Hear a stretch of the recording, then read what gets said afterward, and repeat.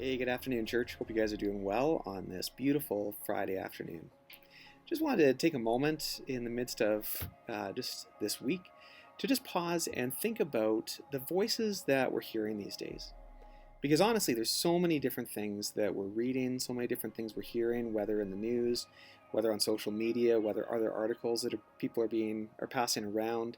I've read a ton of stuff and heard from a ton of different people, even just about, what are they doing about the reopening and how to do that best. And one of the things I wanted to encourage you in the midst of all this, in the midst of all the other voices that you're hearing, is to make sure that you're also still spending time listening to what God has to say to you in the midst of everything else that's happening, and the midst of all the other voices. Jesus told a great parable in Matthew chapter 13 when he talked about a farmer that went out and sowed his seed. And the seed was scattered around and fell on all sorts of different types of soil. It fell on the road where birds came and picked it up right away. It fell on the rocky soil where it sprouted up quickly but then died off once the sun hit it. It fell in thorny soil where it was choked out. And then it also fell in good soil where it actually took root and produced a great crop.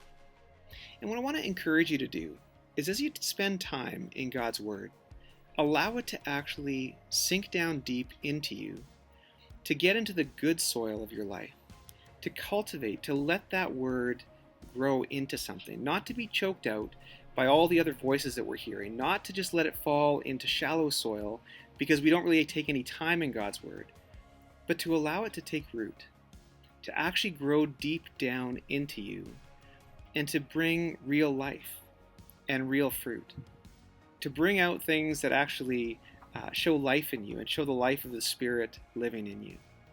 So in these days, with all the different voices that you're hearing, I just want to encourage you, make sure that you actually still spend time in God's Word, listening to what He has to say.